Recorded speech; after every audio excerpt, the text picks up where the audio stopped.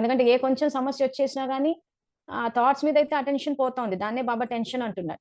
ఆ తర్వాత stress, depression నిజంగా కరెక్ట్ మీనింగ్స్ ఎవరికైనా తెలీసా అంటే ఒక్కొక్కరు ఏదేదో చెప్తూ ఉంటారు. సో, ఎందుకొస్తున్నాయి ఇవన్నీ యాక్చువల్‌గా స్ట్రెస్ అంటే భయమే.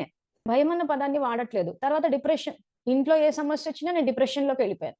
ఎవరితోటి ఎవరు 4 మాట్లాడినా నేను డిప్రెషన్‌లోకెళ్ళిపోయాను. డిప్రెషనొచ్చేసింది. మాలాంటోళ్ళకి ఫోను చేసాడు. ఇతను ఏంటసలు ఇంతకా డిప్రెషన్ ఏంటా అని జెప్పేసి చూస్తే, అది యాక్చువల్‌గా డాక్టర్లు అంటే ఎవరైతే ఎక్స్‌పర్ట్స్ ఉంటారో, ఆ డాక్టర్స్ ఉంటారో వాళ్ళు డయాగ్నోస్ చేసి చెప్పాల్సిన విషయం అది. మనం ఇంట్లో కూర్చొని అది డిప్రెషన్, డిప్రెషన్ అనుకోవడానికి కాదు.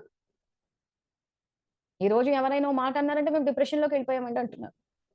అసలది నిజంగా డిప్రెషనా? కాదా? డాక్టర్ ఏమన్నా సర్టిఫై చేసాడా? మీకు నిజంగా మానసికంగా రోగం ఉందని చెప్పి? అంటే లేదు. మరెందుకు ఆ పదం వాడుతున్నారు? స్ట్రెస్ అన్న పదం ఎందుకు వాడుతున్నారంటే, ఇక్కడ ఈ భయము, చింత అన్నది అది చెప్పుకుంటే సిగ్గుబోతాయి కాబట్టి, ఆ పదాలన్నిటిని ఇష్టం వచ్చినట్టు వాడి పారేస్తున్నారు.